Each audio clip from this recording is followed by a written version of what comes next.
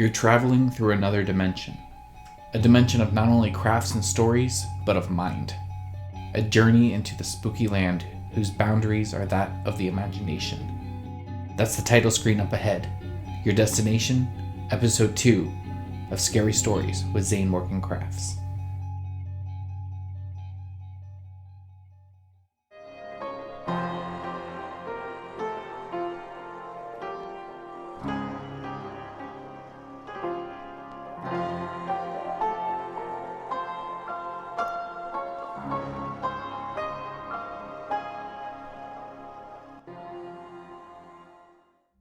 At the time, I was in high school, living in a bungalow my family had recently moved into. It was about 8 o'clock in the morning. I was alone in my room, which was normal. My parents would leave for work before I would get picked up by a buddy to go to school. There was no TV or radio on, just complete silence, other than the light traffic from the street outside. I was getting dressed when out of nowhere, this loud, prolonged groan emanates next to me. It was so loud I could feel it. It pierced through me like ice, turning my blood cold. I immediately grabbed my backpack and pants and took off out the door. I literally finished getting dressed out on the front step, waiting for my friend to pick me up. Later that night, I sat my parents down and told them what had happened.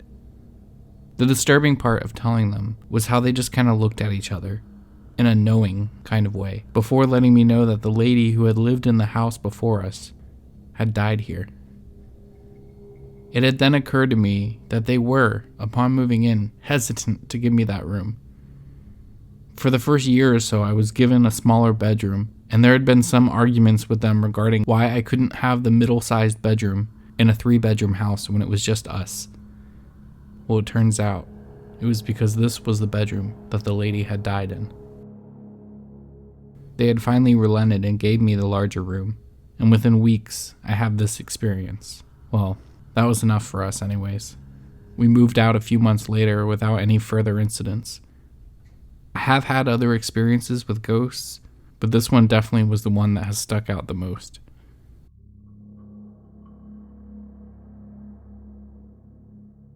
I used to go night fishing for carp here in the UK at an old estate lake, which is also known as a lake by a large home. On the property there was an old tower that was completely bricked up so you couldn't access it. But up in that tower, a purple light would shine through the window every night that I was out there fishing, which made me most interested. One of those nights, I pulled in my lines and went for a walk to get a closer look, only to discover that the purple light was actually in the shape of a woman holding a bunch of flowers in a long, flowing dress. Upon noticing the figure, a few seconds passed and she disappeared. I didn't feel like she was dangerous. She seemed almost content to be where she was. Later, I found out some history regarding the place, and found out that she was a mistress of the lord that had lived there in the 1800s. He had gone away, and she died of a heart attack whilst waiting for him to come home. It's sad to think, even in death, she's still waiting every night for him to come home. I actually felt privileged to be able to see something like that, but other fishermen who have seen her, they don't share the remorse. They're terrified of her. I fished there for years, and although I constantly saw the light, I never took the walk over to the tower again. I just knew she was there, waiting.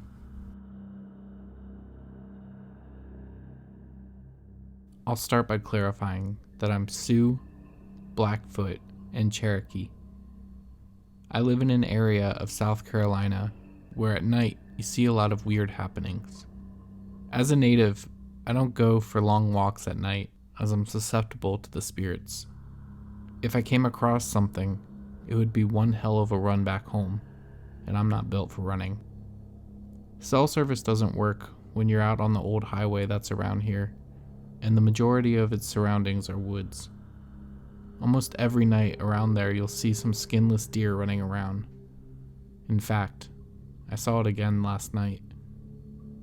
I was out in my backyard feeding my cats, and a rush of deer ran through my neighbor's yard, and trailing behind was the skinless one.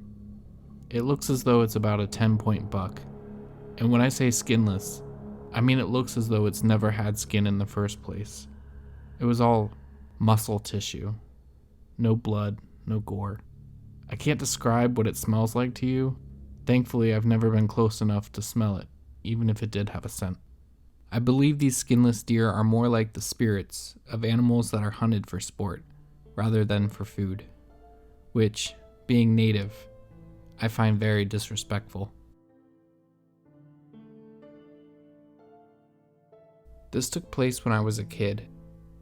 I don't remember the age. It was probably around 5, but this story was later told to be by my parents, but I do recall some facts as if it were yesterday. As a child, I would often go to my grandparents for sleepovers. I loved to play around their country house, but on rainy days, my favorite place to play was in their bedroom. It was cozy and had nice vintage wallpaper that I would trace the motifs on a piece of paper and then design drawings around them. Or, just smash my toy cars into the wall. Normal kid stuff. One day though, as I approached the door to their bedroom, I felt an intense cold from under the door, and there was a definite presence on the other side. It scared me, so I ran into a room on the other side of the house. The same presence and feeling continued with each and every sleepover. That part I remember vividly. Then randomly one visit, I didn't feel anything, and I just went back to playing inside their room. The story in terms of my recollection ends there, but what I was told years later from my parents is that my grandparents had noticed that I was afraid to go near their door, and my grandfather had told an old woman in the village about it. She was rumored to dabble in strange things, and people usually avoided the road to her house. The woman told my grandfather to bring one of my shirts to her for a resolution. When he did, she spoke words in ancient Slavic, and then dipped my shirt into a watery mixture and told my grandfather to put the shirt on me that same day.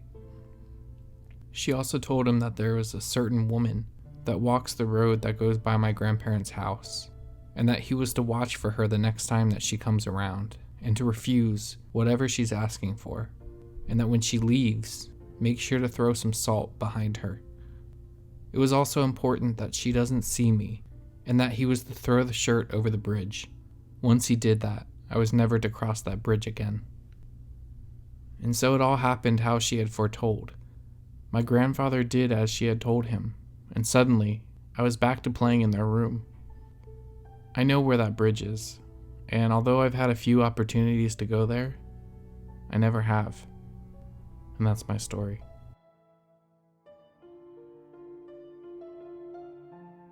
The house I grew up in was situated on one of the largest lots in the neighborhood.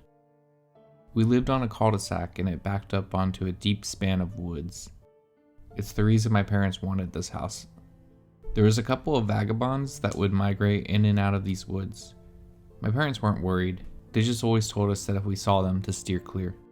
The woods were fun to play in. We had built forts, explored the creeks, climbed trees, but there were certain areas that, as it got dark, we didn't like to venture close to. The vibe drastically changed once the sun went down. This could have just been because we were young kids, but it always freaked me out. Sometimes I would avoid looking out the back windows of the house at night, in fear that I would catch a glimpse of something or someone staring back from the tree line. My siblings and I loved being outdoors, and even though nighttime brought on new fears, we enjoyed going camping. Campfires, nature, stories. It still remains one of my favorite pastimes. We had asked our parents to go camping late one summer, and seeing that we had woods in our backyard, we took camping in the yard to another level. We had the benefit of not seeing the house, and technically still being in our yard. We had a rather large tent, and I remember it having a large central hub and 2 side rooms for sleeping. So naturally, my parents slept on one side and the kids slept in the other. After an evening of grilling out, roasting marshmallows on the campfire, and a short round of stories, which I don't remember them being scary, more like tales from my parents' childhoods. It was time for bed. My siblings and I made our way to our side of the tent and nestled into our sleeping bags. The air was crisp. The woods were relatively quiet, with the faint crackle of the dying campfire and the hum of cicadas and crickets. There was the occasional hoot of an owl in the distance. There was always owls around. It was a sound I had to get used to, being so close to the woods. I had closed my eyes and drifted away to sleep. The next thing I remember is waking up to silence. No cicadas, no crickets, no owls, just cold, dead silence. I remember sitting up slowly and seeing if my siblings were awake. They weren't. That's when I heard it. There was a crunch in the leaves at the opening of the tent. Cold shivers shot through my blood. The sound of nails dragging along the side of the tent vinyl as the leaves continued to crunch toward the direction we were sleeping in. I was in panic. I didn't want to move, but I didn't want to be the only one awake. I definitely did not want to see what was behind those sounds. I realized I could hear my parents snoring lightly on the other side of the tent. My heart was pounding. I thought maybe it was one of the vagabonds until I heard it. It was right next to me on the other side of the vinyl wall. The shadow was faint, but it was there. I heard hard sniffing coming from the edge of the tent wall.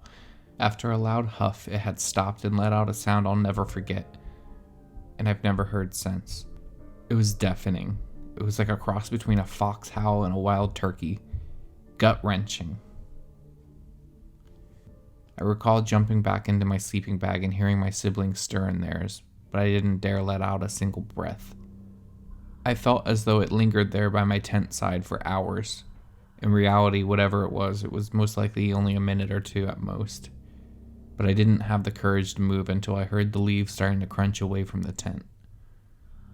I recall mustering enough courage to look out the tent window flap once it had made distance, but I didn't catch a glimpse of whatever it was. It was too dark and I wasn't going to take the flashlight out. It was moving away and I was happy about that. After that, I must have fallen back asleep, as the next thing I knew, my parents were waking us up to take the campsite down and head back into our house. I asked everyone if they had heard the horrible sound that night, and nobody had any idea what I was talking about. I looked for footprints and found none. The only thing I had found were scratch marks in the vinyl tent siding. Not enough to rip it, but whatever it was definitely had made a mark. My parents and siblings figured I just had witnessed a wild turkey snooping out our campsite. I guess I'll never know. Whatever it was, it scared me enough to leave a lasting impression. And that's it for episode 2 of Scary Stories. Tune in next time for more stories and another build. And remember, she's still there, waiting.